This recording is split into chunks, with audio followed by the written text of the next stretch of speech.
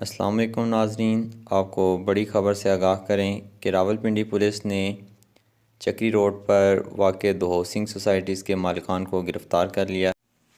सामीन, तफ़सीलात में जाने से कबल आपसे दरख्वास्त है कि अगर आपने अभी तक NN उर्दू का यूट्यूब चैनल सब्सक्राइब नहीं किया तो बराए करम हमारा चैनल सब्सक्राइब करें ताकि आपको मज़ीद आने वाली वीडियो सबसे पहले मिलें।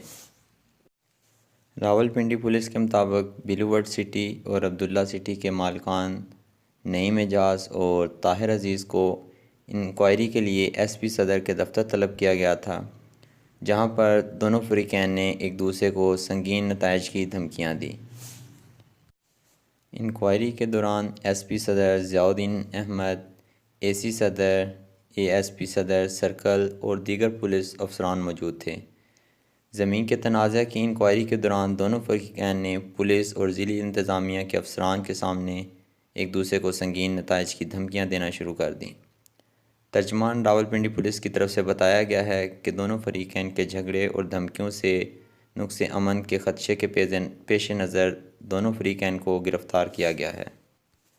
थाना सिविल लाइन की जानिब से फ़रीक़ैन के ख़िलाफ़ इंसदादी कार्रवाई का कलंदरा मुरतब करके भिजवा दिया गया है। इस मौका पर SP सदर ज़ियाउद्दीन अहमद का कहना था कि रावलपिंडी पुलिस मेरिट और शफाफियत की पॉलिसी के मुताबिक बिला तफरीक कानूनी कार्रवाई पर यकीन रखती है।